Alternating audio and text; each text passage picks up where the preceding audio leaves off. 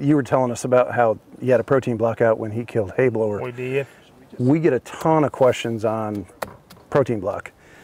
Two of the biggest ones, 23% protein in the block, and I'm always preaching that you just want digestible protein. You don't need too much to anything, and then we throw a number like 23% out. And really the function of that is it's got roasted soybeans in it, which are really high in protein. So in order to include a meaningful amount, we just have the proteins bumped up. But it's also a much different format. And where does a block fit in is that we painstakingly compose this block, the aggregate in it, to last between 10 and 14 days under normal use. So it's a really good product for a guy to place on a Friday and then replace the next Friday. It's got all the nutrition that they need, especially during hunting season. And but it'll break down slowly so that you've got some more for them to come back. And we talked earlier about when they're used to coming to a certain area, they'll check things out. And the base is an attractant, and it's got corn and soybean.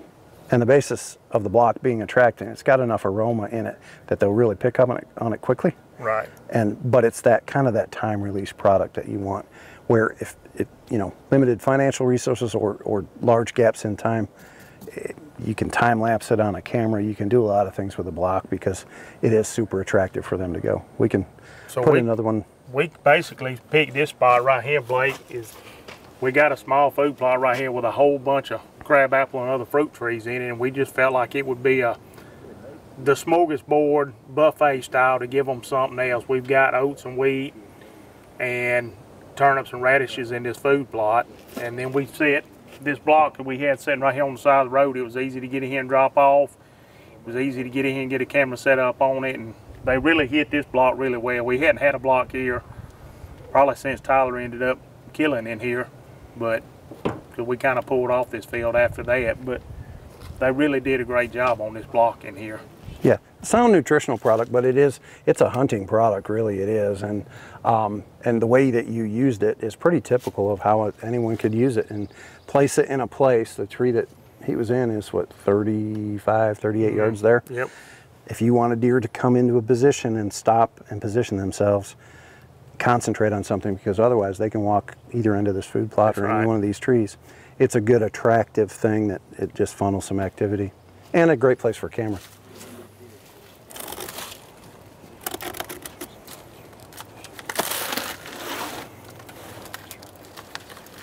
When you take the wrapper off, you can see kind of the large aggregate that's in here.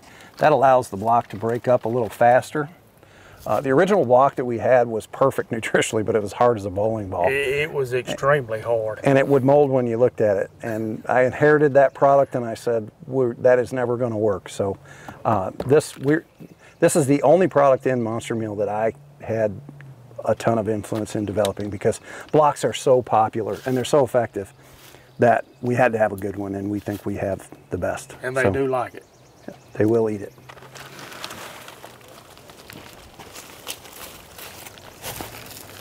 So we're going to put it right back where we started them at.